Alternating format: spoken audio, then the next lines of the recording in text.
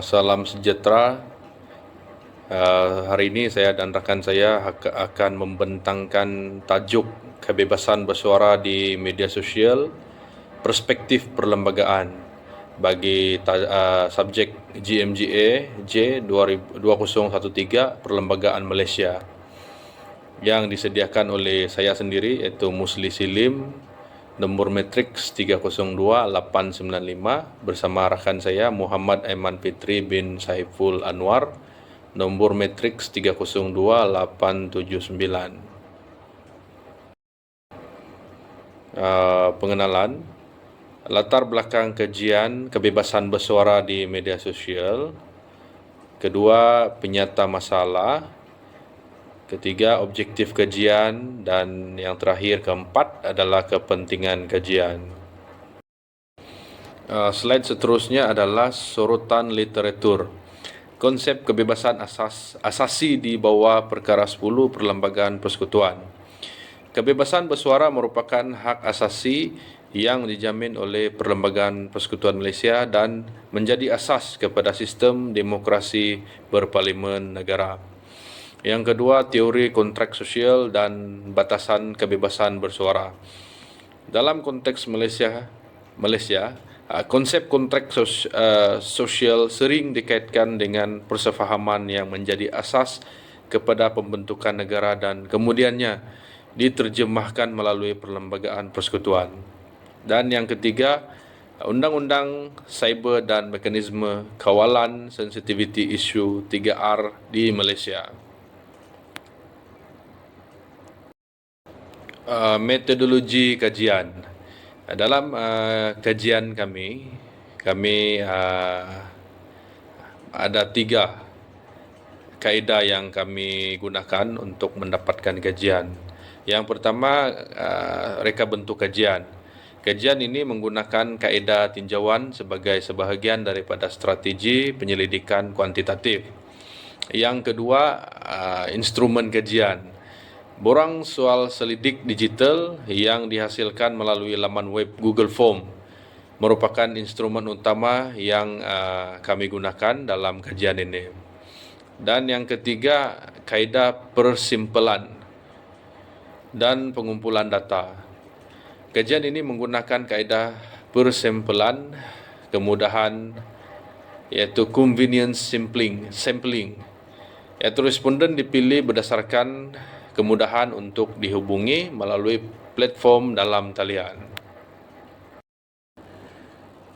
Ini adalah merupakan soalan-soalan yang telah kami buat dalam bentuk Google Form, iaitu merangkumi 4 bahagian, iaitu bahagian A, bahagian B, bahagian C, dan bahagian D. Dengan tajuk kajian yang kami lakukan adalah kajian kebebasan bersuara di media sosial, perspektif perlembagaan. Slide seterusnya adalah lanjutan daripada slide yang sebelum ini, iaitu soalan-soalan dalam Google Form. Slide ini juga sama, ia merupakan bahagian terakhir, iaitu bahagian D. Seterusnya adalah hasil dapatan, iaitu dapatan kajian dan analisis data. Yang pertama adalah analisis bahagian A, iaitu profil dan demografi responden.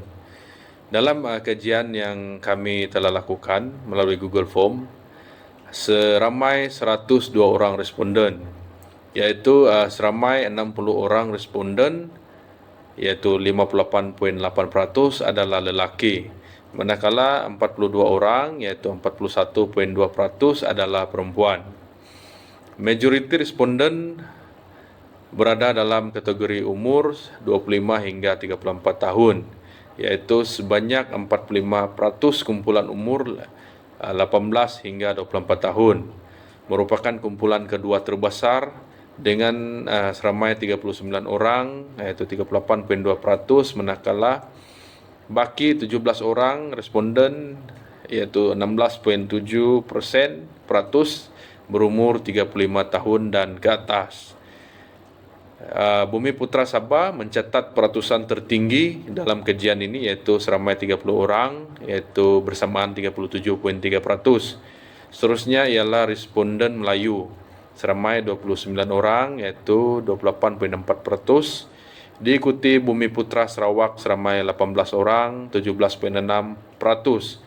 China seramai 11 orang, 10.8%, dan India seramai 6 orang, iaitu 5.9%.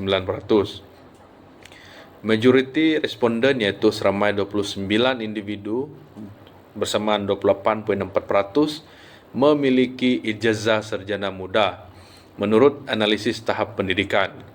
Terdapat 25 responden bersamaan 24.5%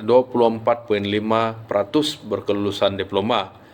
23 responden iaitu 22.5% berkelulusan sijil pelajaran Malaysia SPM.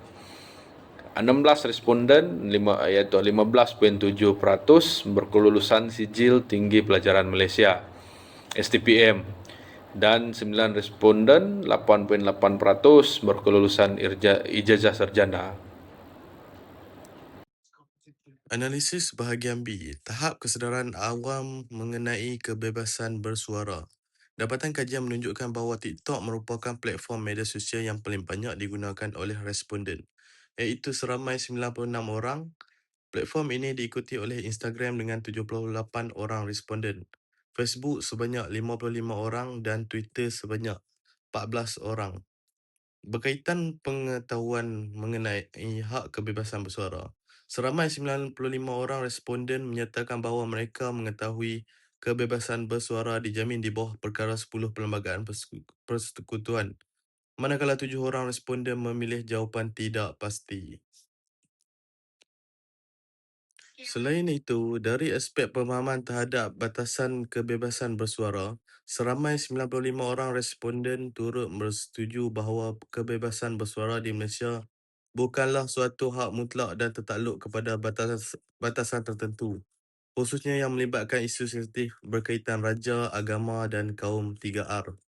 Selain itu, semua responden iaitu seramai 102 orang menyatakan bahawa mereka mengetahui atau pernah mendengar tentang individu yang dikenakan tindakan undang-undang seperti denda, penjara atau tangkapan akibat penyalahgunaan media sosial. Analisis bahagian C, persepsi masyarakat terhadap budaya media sosial semasa. Kebebasan dan keselamatan bersuara di media sosial, dapatan menunjukkan bahawa persepsi responden adalah agak bercampur. Seramai 30 orang responden memilih skala 5 sangat setuju terhadap penyataan bahawa mereka berasa bebas dan selamat untuk menyuarakan pandangan di media sosial tanpa rasa takut terhadap tindakan undang-undang.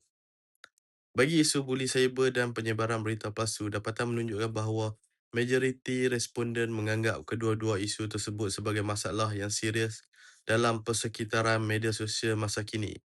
Seramai 86 orang responden memilih skala 5, sangat setuju. Seterusnya, berkaitan tindakan menyekat atau menurunkan kandungan yang melanggar peraturan media sosial. Seramai 87 orang responden memilih skala 5 sangat setuju bahawa tindakan tersebut wajar dilaksanakan bagi menjaga keamanan dan ketenteraman awam. Selain itu, berkaitan kesan akaun palsu, fake account terhadap penyalahgunaan media sosial, seramai 81 orang responden memilih skala 5 sangat setuju bahawa kewujudan akaun palsu boleh mendorong sebahagian pengguna untuk melanggar batas komunikasi kerana identiti sebenar mereka sukar dikenal pasti. Okey, sekarang kita bincang mengenai implikasi kekuatan dan kelemahan. Realiti pelaksanaan dan kuasa penguatkuasaan undang-undang cyber. Isu penyalahgunaan kebebasan bersuara yang berbangkit, kekuatan dan kelemahan tahap kesedaran undang-undang dalam masyarakat. Berdasarkan dapat kajian yang menunjukkan 100% responden mengetahui atau pernah mendengar tentang tindakan undang-undang terhadap penyalahgunaan media sosial. Isu yang sering berlaku ialah budaya kecaman dalam talian, penyebaran maklumat palsu, fitnah digital serta tindakan mendedahkan maklumat peribadi individu tanpa kebenaran yang dikenali sebagai doxing. Berdasarkan dapatan kajian, tahap kesedaran masyarakat terhadap undang-undang berkaitan kebebasan bersuara menunjukkan kekuatan yang ketara. Bagi cadangan penambahbaikan, antaranya ialah pemekasan penguatkuasaan undang-undang dan verifikasi identiti digital. Selain itu, penerapan etika digital serta pendidikan sivik dari peringkat akar umbi. Berdasarkan pilihan majoriti responden yang menyokong pengukuhan undang-undang, dicadangkan agar penguatkuasaan berkaitan jenayah cyber sentiasa dikaji dan ditambah baik mengikut perkembangan teknologi semasa. Selain itu, pendidikan sivik dan literasi digital perlu diperkasakan bagi meningkatkan kefahaman masyarakat tentang hak, tanggungjawab dan batasan dalam kebebasan bersuara. Untuk kesimpulannya, rumusan hasil dapatan kajian lapangan secara keseluruhannya, kajian lapangan yang melibatkan 102 orang responden ini berjaya memberikan gambaran tentang realiti kebebasan bersuara dalam persekitaran digital di Malaysia. Dapatan kajian menunjukkan bahawa tahap kesedaran masyarakat terhadap hak kebebasan bersuara di bawah perkara 10 perlembagaan persekutuan berada pada yang tinggi, iaitu sekitar 93%. Implikasi kajian terhadap kelestarian perlembagaan Malaysia. Kajian ini menunjukkan bahawa kelestarian prinsip perlembagaan Malaysia dalam era digital bergantung kepada keupayaan masyarakat dan institusi berkaitan dalam penyesuaikan diri dengan perkembangan teknologi. Kebebasan bersuara merupakan hak penting dalam sistem demokrasi, namun pelaksanaannya perlu diseimbangkan dengan tanggungjawab untuk menghormati hak individu lain, keselamatan awam dan keharmonian masyarakat.